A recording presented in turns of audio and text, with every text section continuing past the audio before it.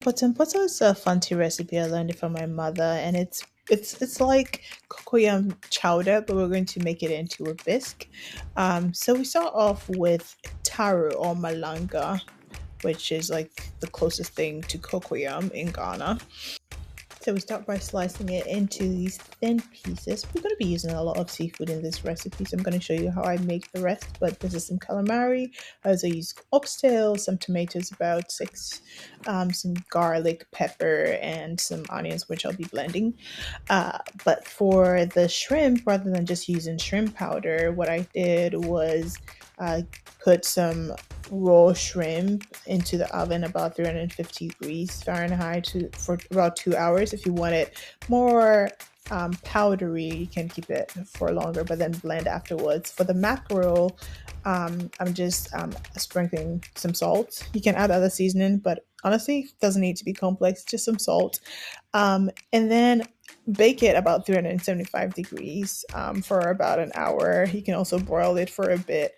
Um, Again, you're going to be cooking with everything, so you don't really need to overcook it. But you start by adding the vegetables that have been blended into the taro. Then be generous with whatever you want to add. I even added some gizzard.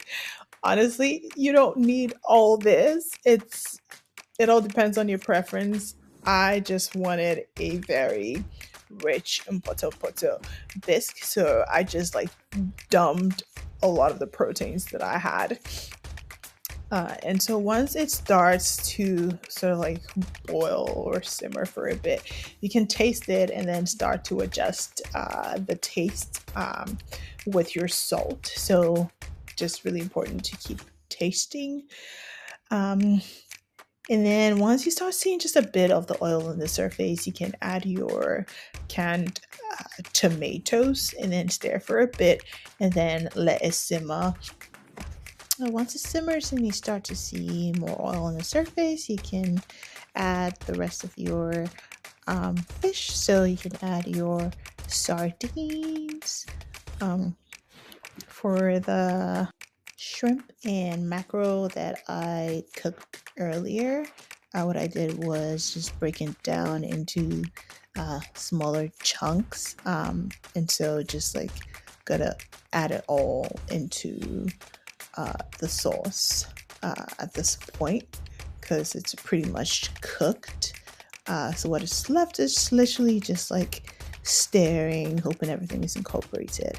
And once you're done, you can separate the meat and then blend the Mpotompoto. And for the leftover meat, one creative idea is to literally just wrap lettuce around it and munch in it.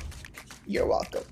So voila, this is what you have. Top it with some salmon and you have your Mpotompoto bisque.